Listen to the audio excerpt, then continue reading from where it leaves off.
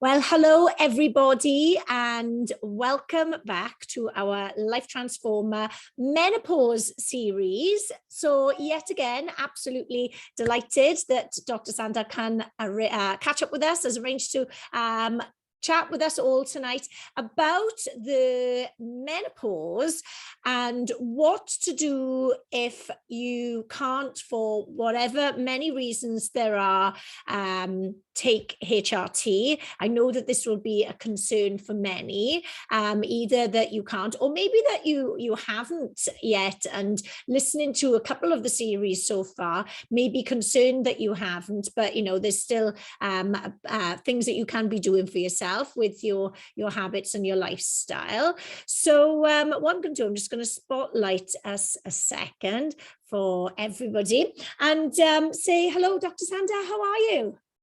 I'm fine, thank you. Excellent. All great. Well, thanks again for arranging to catch up and chat with us about this very important topic. I know that we've had a couple of questions, so maybe what we'll do is start with what you'd like to share with us at this time about the menopause and HRT, if you can't take HRT, what many reasons may be, and maybe from what you let us know right now, it may answer the questions anyway, but we can always come back to them. And any of the girls that are joining with us live, if would like to add some questions into our little chat box, then can go ahead and ask, and we can answer those at the end. So yeah, what do you think are the really important things that we need to learn and understand about menopause, what you can do when you can't take HRT, and the many reasons why you may not be able to take it? Well, the most important thing, whether you can take HRT or cannot take HRT, is the lifestyle. You have to keep maintaining a healthy lifestyle. If you are eating like clean food, if you are exercising regular, if you have a routine, all of these things help. So a lot of the symptoms of menopause are made worse by our own lifestyle. So if that what we eat, what we drink, whether we sleep, whether we don't sleep, whether we do any exercise, rest, etc., that has got a lot of effect on the menopause symptoms. So if you can have HRT, you still can't ditch the lifestyle. If you can't have HRT, you have to actually put a little bit more emphasis on the lifestyle. And then that's where you could have a bit more pharmacological and non-pharmacological kind of method. So pharmacological is with drugs, non-pharmacological is the one without the drugs. So from without the drugs, there is a lot of good evidence that cognitive behavioral therapy is very good for menopause symptoms. Oh, great. Yeah. So it doesn't mean to say like all these menopause symptoms are in your head. Of course. It's just that you can train your brain into perception of these symptoms into a different way. Because if the brain can be trained as in like, okay, this symptom is annoying, but what does it actually do? How can I overcome it? Is there anything else that I could change in the behavior to distract myself or substitute it, something like that? So CBT actually helps, mainly with the hot flushes, it helps. And the sleep problems, you could try meditation. And if you try meditation long enough, your brain will be a lot calmer, that you can overcome some of the symptoms that you're having in the night. And exercise will actually help you with them a much more happier, healthier chemicals, that it can dampen down some of the mood symptoms of menopause. And not smoking will help, not drinking a lot of alcohol will help, having a routine will help because your hormones doesn't go up and down so much. So a lot of these things will help, and there are a lot of evidence behind it. Some people that tried hypnotherapy, they found that's useful. Fine, go for it. If you want to get a new hobby, like want to learn swimming or something, it would definitely help with the hot flushes, and it is actually quite enjoyable. Anything with the water-based exercises, they are all very good for aches and pains and stiffness. So these things all would help. And then there is drug kind of measures. So HRT is quite good in the way that just by replacing your hormones, you can correct like a group of symptoms altogether. When you can't have HRT, you can still correct the symptoms. You just need to target the symptom a bit more, and you might have to like try the different medication for different symptoms. So there are drugs for hot flushes, there are drugs to help you sleep, there are drugs to help you with your mood. So a lot of things can be actually dealt with. So just because you can't have the HRT, don't think like you have to suffer. Of course. You can, you can go and talk to your doctor, and you can try and target the symptoms. Some of the drugs will actually work for like 2 or 3 symptoms. So it's not like one symptom has got one drug, a kind of thing. So that's Yeah. basically of it. Yeah, fab. So from that then, really highlighting the importance of a healthy lifestyle. And I know that I've heard, little comments over the years, by various different people of, oh, I'm getting on now. What's the point? I'm over the hill. There's no point in doing that now. But the reality is that it's even more important to be paying attention to these daily habits of exercising, lifting weights, eating good food, whole foods, managing your sleep routines, being consistent with a good bedtime routine, not smoking, minimizing alcohol. So, every reason, and if not actually more now, because we haven't got youth on our side that can, we can kind of sail through these things. So when we look then at reasons why some may not be able to have HRT, somebody listening to this now may not be aware that they have, maybe is it like hereditary things or experiences that people have been through themselves? What may be a couple of like the main or more common reasons why people can't have HRT? Let's say like there are some myths. Like if somebody had a blood clot in their legs, or if there is a family history of blood clot, etc., a lot of people just automatically assume that you can't have the HRT. If you had a blood clot because there was a reason, like you went on a long haul trip, and then your blood was a bit stagnant, and then you develop a blood clot, that doesn't make you like a lot more high risk than other people. You may be a little bit high risk than other people, because other people went for a flight and they don't get a clot, and you get a clot. So that may mean that your body is a little bit prone to it, but still you can have the HRT. A lot of the HRT on the skin type of method are still okay with it. So just because you had a blood clot doesn't mean that you can't have the HRT. You can still have it. Oral methods may not be as good. You should try the transdermal, we call it, through the skin kind of method. So gel, spray, patches, that works.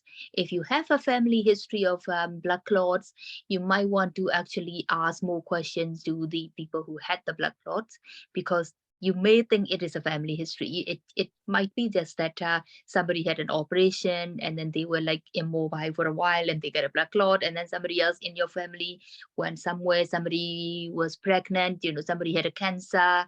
So if they had a reason to have a blood clot, that doesn't make it a family history. That doesn't make it hereditary. So the more you know, the better answer you can get. Yeah. And the other myth is like breast cancer.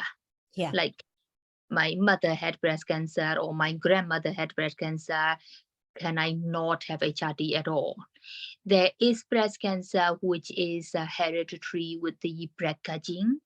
There are different type of BRCA genes. Some BRCA genes will actually make you high risk, more prone to have a breast cancer. That sort of thing you might want to discuss with a breast doctor. You might want to discuss with a geneticist, depending on how your symptoms are.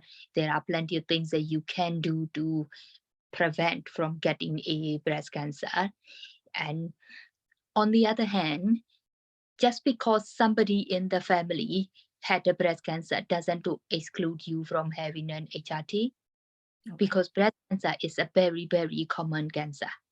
So if you go and talk to a woman, 1 or 2 women in the family in 1 or 2 generation is bound to have one. Yeah. So that doesn't necessarily exclude you from it. But yes, with the breast cancer, you might want to ask a bit more as to has anybody actually genetic tested? You can speak to a doctor and then we'll see. And if you had a breast cancer type of something, because there is like ductal carcinoma inside you of the breast. That one is not exactly considered as a true breast cancer because it is just in the milk duct. And if you had treatment, those people, if they're suffering, you could actually have a joint discussion between your doctor and the breast people and see which parts of the HRT you can have. Excellent. Oh, so that I think would give a lot more kind of hope for many that may be believing that. Because I think one of the questions that we had here was, I've been told it will not be suitable for HRT if it's needed due to my mum having had breast cancer. Is this always true? And are there other options if I can't take HRT? So that answers that question then. Yeah, so there definitely are other options, but then again, you might want to check out as to whether it is completely true that you can't have the HRT. Because if your mother had this BRCA gene, depending on whatever gene that she had, you could calculate your risk of having a breast cancer. And a lot of people, when they know that they have got the high risk BRCA gene, they tend to take like prophylactic mastectomies and oophorectomies. Oophorectomy would be the ovary taken out. Mastectomy would be the breast taken out. Yeah. Those are things that Angelina Jolie did. All right. Yeah. So once you've taken out the actual organ that might give you a cancer, and then you're actually pretty open to do whatever you want as well. Yeah. I'm not saying you should go and do that, but there are ways of preventing it. And if you, just because somebody had breast cancer in your family doesn't make you completely out of the HRT eligibility. Oh, there we go. So I'm sure that'll put some people's mind at ease, which is good. And I've got some other questions now, which are slightly obviously still within the topic, but off the non-HRT topic. What to do if your usual HRT is not available? Is it okay to swap and change, for example, patches to topical and tablets? Yes, you just have to, because when your HRT is not available, and if you can't swap it to something, you'll be without the HRT. And depending on how long you've been on it and how stable you've been, you are likely to have the symptoms once the hormone regulation wears off. Yeah. So the way we do it is basically, yeah, there is like combustion charts, the an equal amount of hormones that you can calculate to. So the British Menopause Society would put out a lot of information tables for that, for the doctors to walk through, as in like, okay, this is equal to that, and I can swap this person to that kind of thing. And the balance app is quite useful as well. It usually tells you like if you are on this, these are relatively similar to what you are, kind of thing. It is a bit difficult thing when it comes to HRT. I would usually ask my usual chemist, like, okay, what have you got these days? And then I would try and match what they got to the ladies that I'm going to prescribe. Yeah. And usually I would say to them like, well, I've been told by the chemist that this is out, which is what you are currently on. So I give you the script for this one, and maybe you might want to shop around because some chemists may have like old stock. And if they have it, you can have it. If not, just ask your chemist what they've got, and then come back and tell me, and then we'll try and work it out. Oh, there we go. Good. So plenty of options there. That's lovely. Thank you. Also, how many signs or symptoms would be needed before having to contact your GP. So I know we've talked a lot about perimenopause, and I suppose I'd be pretty interested in the answer to this question as well, because I think knowing so much more about the symptoms and what you may experience at the beginning, like I'm 43, and I know that the girl that's asked this is a similar age as well. So with the symptoms, like, you know, like every now and again, if there's like, oh, this is one and this is one, like, how do you know when it's like, right, it's time to go now and have this conversation? Because I know you mentioned that you don't need to have a blood test either, do you, if you're experiencing symptoms? Well, I think it's more about your body. Your body would tell you when it can't cope. And that's when you're going to go and talk to your doctor. And it also depends on like how much of that limits your life. Right. So I started having, I was feeling very hot, sweaty, fine. It was hot and sweaty. I just make adjustments in my life. And then I started to not being able to sleep, and I slept only about like 2 hours every night. And I was like, okay, that's actually quite bad. But then I tried to like study more. Most of the times that I can't sleep, I just use them to do something. Like I studied a bit more online courses, or I would do some work from a laptop, etc. But then I started to have like incontinence, which is actually annoying, and I had to start carrying like extra clothes in the car and all that. Yeah. That's like, okay, I need to see somebody because this is too much of a hassle. Yeah. Started to have a brain fog, and that is when I thought like, okay, that is bad, I need to do something.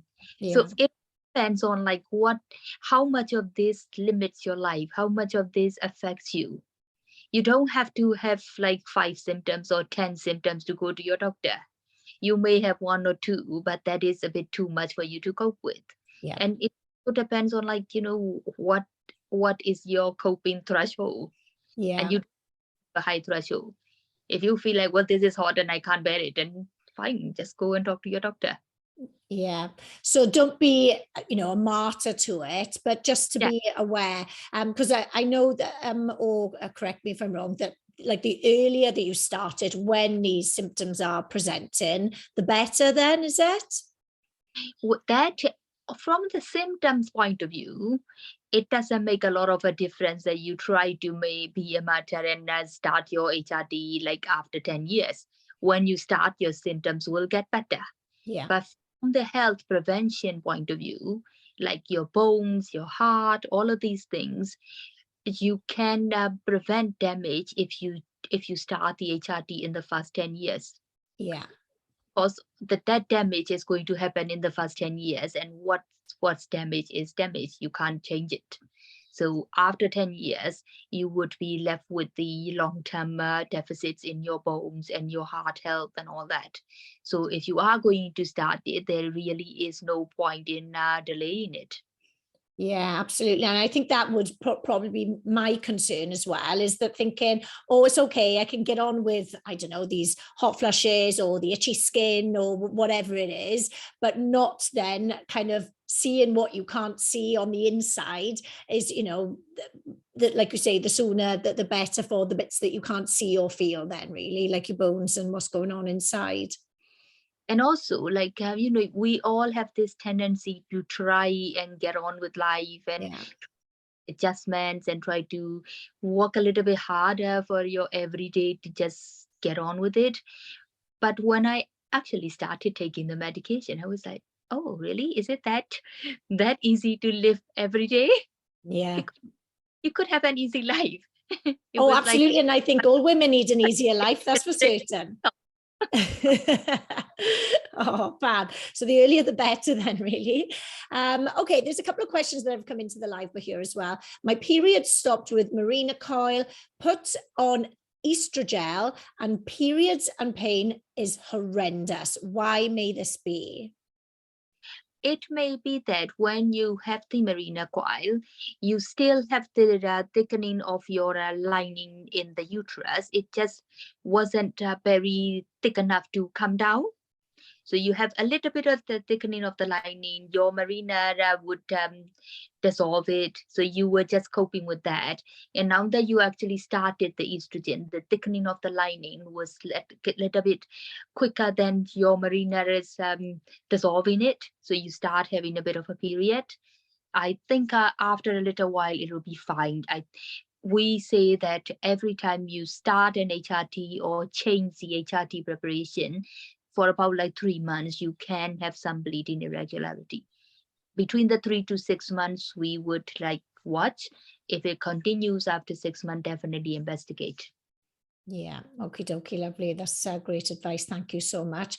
Well, that does bring us to all of the questions and hopefully covered the topic enough for everybody. So thanks again for joining us this evening and sharing all this information. And I know that this, there's more as well on this menopause series for us to be covering. And of course, all sorts of women's health coming up in the future as well, which is super exciting. So huge thank you once again. And I'm sure I speak on behalf of everybody watching live and listening to the podcast. Really, really appreciate all of your time and expertise that you're sharing with us. It's amazing. Thank you so much. I'm going to stop the recording now.